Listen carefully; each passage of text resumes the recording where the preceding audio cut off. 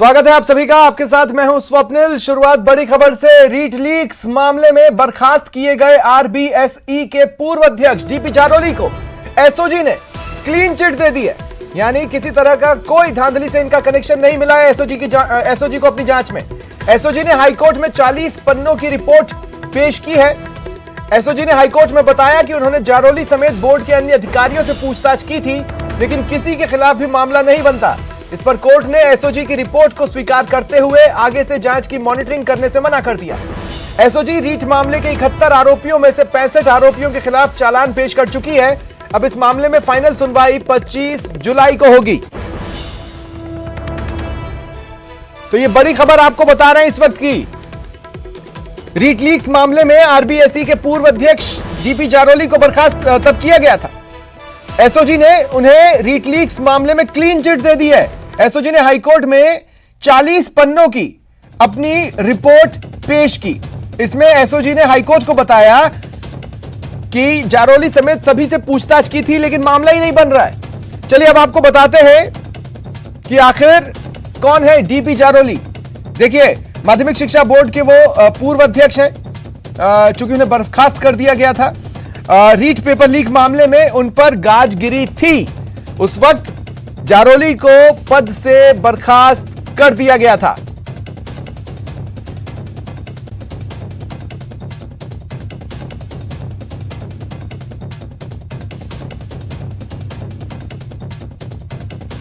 ज्यादा जानकारी के लिए बात करेंगे सहयोगी सचिन कुमार से। क्या हाइलाइट्स हैं एसओजी की रिपोर्ट की इस बात के मद्देनजर कि जारोली को क्लीन चिट मिली है?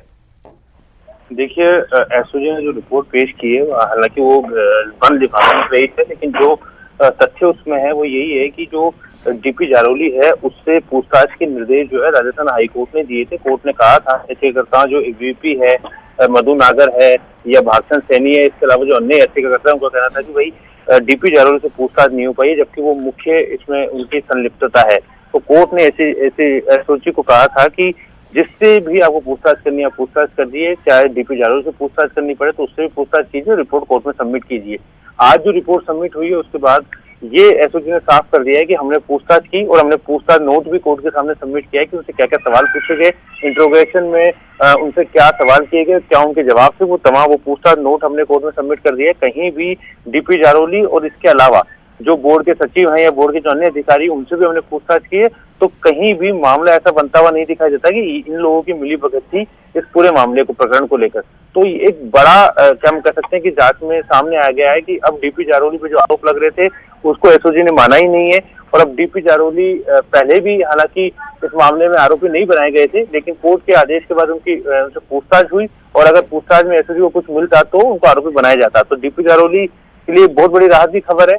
हालांकि बंद लिफाफे में है तो ऐसे में कोई भी इस पूरे मामले को लेकर कुछ भी कहने के लिए तैयार नहीं है, लेकिन जो रिपोर्ट्स के कुछ अंश जो हमें पता लगे उसके आधार पर डीपी जारोली को पूरी तरह से क्लीन चिट मिल चुकी है। और इसके अलावा एक सबसे बड़ी बात और है एसओजी के लिए राहत की बात कि अब इस पूरे मामले की जो मॉनिटरिंग है वो राजस्थान हाईकोर्ट नहीं करेगा अभी तक, क्योंकि देखिए याचिकाकर्ता कह रहे थे कि सीबीआई से जांच करवाई जाए, तो कोर्ट ने कहा था कि एसओजी सक्षम है और एसओजी जांच कर लेगी और एसओजी की हर रिपोर्ट की जो मॉनिटरिंग है वो हाईकोर्ट खुद करेगा। हाईकोर्ट खुद इस पूरे मामले की मॉनिटरिंग कर रहा था। हाईकोर्ट ने अब एसओजी को फ्री कर दिया है कि अब उसको कोर्ट में रिपोर्ट आगे सबमिट करने की आवश्यकता नहीं है, वो अपनी जांच आगे जारी रख सकता है, आगे जो भी प्रक्रिया है उसको अपनाया जा सकता है। कोर्ट को इस बारे में अवगत कराने की आवश्यकता नहीं है। कोर्ट एसओजी की जांच से पूरी तरह से संतुष्ट नजर आया। इसके साथ ही अब वो जो दो सवाल जो मुख्य रूप से सामने है कि क्या रीट लेवल फर्स्ट को निरस्त किया जाएगा, ये सवाल कोर्ट के सामने है। दूसरा सवाल ये है कि कुछ याचिकाकर्ता ऐसे थे जो इसलिए कोर्ट में आए कि उनका ये कहना था कि रीट लेवल 2 को जो रद्द किया गया है वो गलत किया गया है। तो क्या मैं आपको रोक रहा हूं सचिन, इस वक्त आप मेरे साथ बने रहें। उपनेता प्रतिपक्ष राजेंद्र राठौड़ जी फोन लाइन पर जुड़ रहे हैं। राजेंद्र जी, स्वागत है आपका न्यूज 18 राजस्थान पर। जी। एसओजी की जांच में डीपी जारोली को क्लीन चिट, आपका रिएक्शन क्या है? इससे बड़ा दुर्भाग्य कुछ हो नहीं सकता। डीपी जारोली ने शिक्षा संकुल के अंदर ऐसे लोगों को तैनात किया जो पात्रता नहीं रखते थे, सरकारी नौकरी में नहीं थे, प्राइवेट लोग थे, और ऐसे लोगों के कारण से ये पेपर लीक हुआ। और इसी डीपी जारोली का सोशल मीडिया पर वो संदेश कि मैं तो कुछ नहीं, मुझे बलि का बकरा बनाया जा रहा है, उस समय जब इससे पूछताछ भी नहीं हुई थी और एक तरह से स्वीकारोक्ति थी इसकी, और इसके बाद क्लीन चिट, मैं समझता हूं कि ये रीट की चीट की चित्कार से जिन लोगों को नुकसान हुआ है, उन लोगों की आत्मा पर चोट लगाने का काम सरकार कर रही है। अच्छा राजेंद्र जी, एक खास बात ये भी है कि सिर्फ जारोली ही नहीं, बोर्ड के अन्य अधिकारियों से भी पूछताछ की और उनके खिलाफ भी मामला नहीं बनता, ये कहा है एसओजी ने। देखिए, जब जारोली के माध्यम से तार मंत्री महोदय के पास पहुंच रहे थे, तकनीकी शिक्षा मंत्री से बच नहीं सकते, क्योंकि उनके वो जो study circle, Rajiv Gandhi study circle उन्होंने बना रखा था, उसके किरदार सारे इसमें थे। अब उन सबको बचाना था, इसके लिए पहली पायदान पर डीपी जारोली थे, उनको बचाने का काम एसओजी ने किया। इसका ये काम मैं समझता हूं पुलिस द्वारा एक तरह से अनैतिक कामों की श्रेणी में आएगा। कभी मौका आएगा तो हम इस फाइल को दिखवाएंगे, दोबारा दिखवाएंगे इसको। लेकिन राजेंद्र जी, एक बात तो ये भी है कि कोर्ट तो खुद जांच की मॉनिटरिंग कर रहा था ना। देखिए, कोर्ट के सामने जिस प्रकार के तथ्य इन्होंने पेश किए होंगे, उसी प्रकार के तथ्य के आधार पर कोर्ट इन्वेस्टिगेशन करने की थोड़ी रखता है। जांच के नाम पर इस प्रकार की लीपापोती इतने दिनों बाद क्यों? मैं एक प्रश्न यह है कि डीपी जारोली के दस्तखत से, हस्ताक्षर से शिक्षा संकुल में जिन लोगों को, प्रदीप पाराशर और दूसरे जिन लोगों को तैनात किया, जिन्होंने पेपर को लीक किया, ये प्रमाणित हो गया। अगर मैं किसी आदमी को तैनात करता हूं, किसी काम के लिए नियुक्त करता हूं और नियमों के विपरीत करता हूं, तो सट की सुई मुझे मेरी तक घूमे बिना रह नहीं सकती। राजेंद्र जी, कोर्ट के सामने जब ये रिपोर्ट पेश की गई, ये भी बताया गया कि डीपी जारोली से जब हमने पूछताछ की, क्या क्या सवाल पूछे और फिर एसओजी ने जो कहा उसे हाईकोर्ट ने स्वीकार कर लिया। अब सवाल ये उठता है कि क्या आपको इन्हीं बातों का संदेह था, इसलिए सीबीआई जांच की मांग कर रहे थे आप? देखिए, निश्चित तौर पर हमें पहले ही लग रहा था घालमेल होगा। डीपी जारोली का सोशल मीडिया पर ये बात कैसे आई कि मुझे बलि का बकरा बनाया जा रहा है, उसकी जांच क्यों नहीं हुई? डीपी जारोली ने अपने अधिकारों से परे जाकर ऐसे लोगों की नियुक्ति कैसे कर दी शिक्षा संकुल में? ये बात क्यों नहीं है?